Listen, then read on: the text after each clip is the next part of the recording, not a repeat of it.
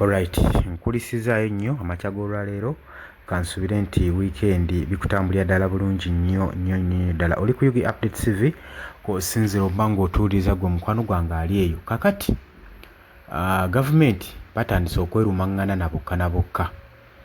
Kyekiri kye naggamba nti gavumenti saa zino tetumanyi biragiro byani bye tuteekeddwa okutwala nga bannayuganda. Uganda kati erimu great confusion of which nti obuyinza buli mu kugabanyizibwa. Kitegeeza ki? Mwami Yoweri Kaguta Museveni yandibanga si yafuga eggwanga lino ng'eggwanga waliwo abantu abalala balimuyambako omuminsi liidinga mu bigenda maaso mu Uganda. Njagala nkujjukize nti gye buvuddeko Muhoozi Kainerugaba azze agenda mu maaso n'okuba ng'atwitinga, ng'era bagamba tweets zino z'akola tetuzifaako nnyo, we don't take them as to be considerable. Naye njagala nkulaga akatambi ka Minister of Defence ng'agenda mu maaso n'okuba nga agenda mu maaso n'okuba nga aclarifyinga ng'atangaaza ensonga ku za Muhoozi Kainerugaba.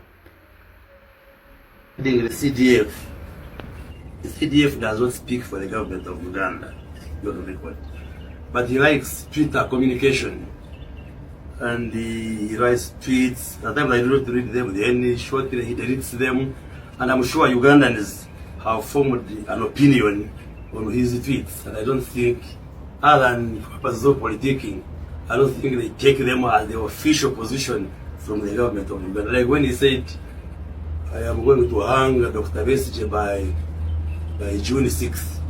Did he hang him? Did Ugandans believe that actually Besigye was alive before hanging? More or less. No. So I think many right-thinking Ugandans, save for the politics and what, they just know he likes tweeting. At times he tweets, then he deletes and so forth. And I have been, for the record, saying those as a government spokesperson, I treat them as casual comments he makes on social media through Twitter. I have discussed this issue with the appointing authority, with the president. Admittedly, these tweets make my work a little bit difficult. Kakati njagala nkulage Robert Kyagulanyi Ssentamu kyagenda mu maaso n'okuba nga abakola abasuddemu kye bayita great confusion, omuli ab'ebitongole ebikuumaddembe ba high ranking officers nabo batabuddwa. Kati buli kyonna kye bali mu kukola gwe ky'oba omanya nti kati bali mu kukola era oluvannyuma lwa Robert Kyagulanyi okubasuulamu confusion, great confusion. Kakati kino nno kiddiridde okuba nga kigenda mu maaso n'okuba nga kifoosinga Muhoozi Kainerugaba ogenda mu maaso n'okuba nga atwitinga. Jjukira mu tweets ze agenda mu maaso n'okubanja Robert Kyagulanyi Ssentamu omukulembeze w'ekibiina kya National Platform, kubanga gye buvuddeko Muhoozi yadeployinga amagye okugenda ku maka aga Robert Kyagulanyi Ssentamu e Magere, naye baali bakuuma Lubugo nga mulabe Lubaale yafuluka dda. Ekyo ky'olina otegeera. Kakati kino nno kyabennyamiza nnyo era kyatwala Chief of Defence Force ogenda mu maaso okutwitinga ng'abanja Robert Kyagulanyi Ssentamu.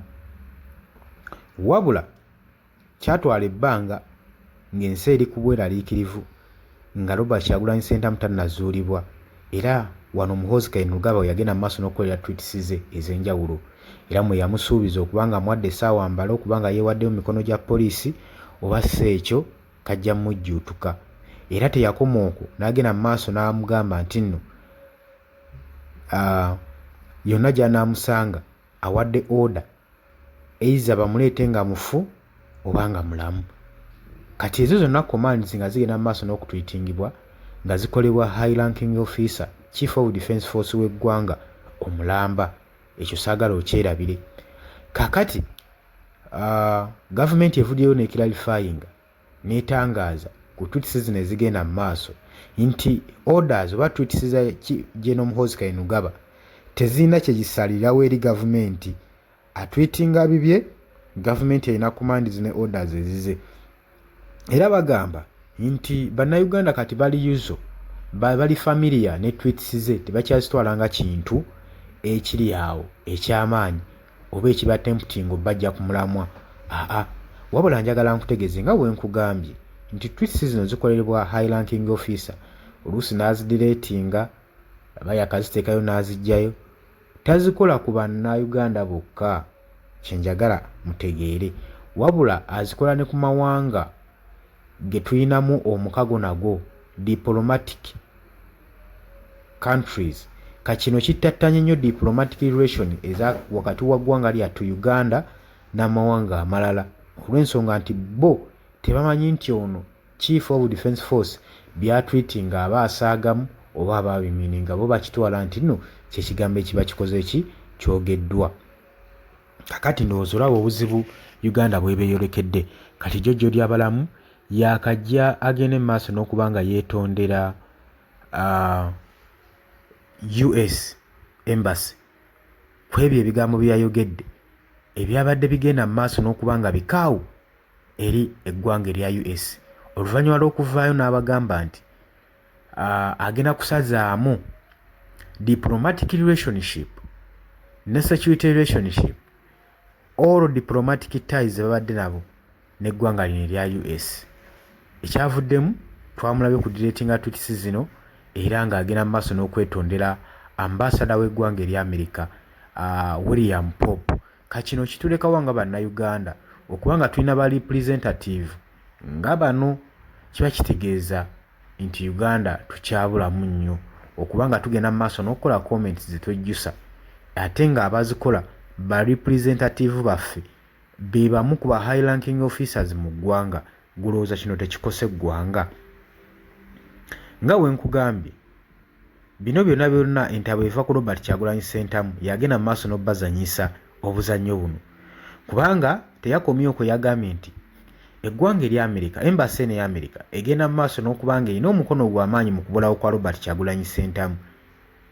Ekyo nakyo kyabaddeko naye n'oluvannyuma ne tumulaba nga yeetonda kati gavumenti okuvaayo okukiralifayinga nti talina maanyi byagenda maaso n'okutweetinga waaki aba agenda maaso n'okutweetinga n'okudeployinga amagye mu maka ga Robert Kyagulanyi Ssentamu ne kikolebwa bwe baba nga bagamba nti tekirina mulamwa tweets zino tezirina mulamwa kitegeeza si kyekintu ekirina otakingibwa for granted era bannayuganda bo bagamba human rights advocates n'ebitongole ebirwanira eddembe ly'obuntu Mariam Wangadya yandibadde avaayo ku nsonga eno era bakoowoola Uganda Law Society naye eveeyo ku nsonga zino ezigenda mu maaso n'okutambulira ku Twitter kubanga obulamu bw'Abannayuganda bo bweraliikirivu kubanga bagamba tebasobola kugumiikiriza tweets ezigenda mu maaso nga zitweetingibwa high ranking officer ne mulowooza nti no teziteekebwe mu nkola.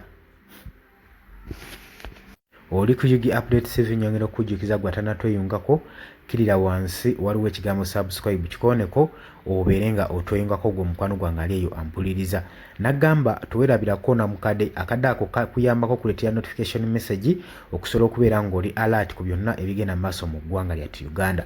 Kakati bino ebigenda mu maaso mu ggwanga ebimu bikolebwa ba high ranking officers tulaba bannabyabufuzi ba politician naddala bali ku ludda olw'opposition babuzibwawo ekigenderere naye ng'omuntu omu asooka kukola komandi ekyo njagala mukitegeere so baleme kubabuzaabuza nti komandi zizino ezigenda maaso n'okukolebwa nti tezirina maanyi tera ziri weightless we ziba tezirina maanyi baba amaze okukomandinga bo baba bagenze mu maaso n'ekikolwa era bakituukiriza kati olwo eggwanga lyaffe ligenda bbeerawo litya.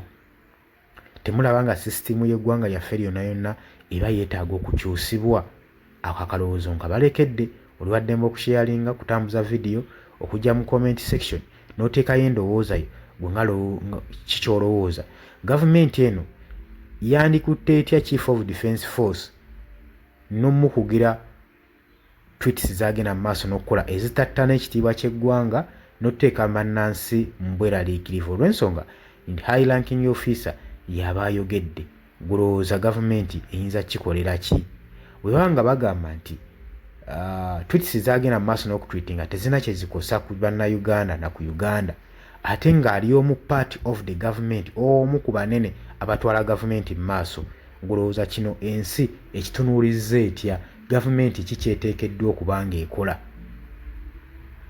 jjukira agenda mu maaso n'okusindika warning eri Robert Kyagulanyi Ssentamu nga muwoninga ezo zonna tweets kati ng'oŋŋamba nti tezirina kye zisobola kukolawo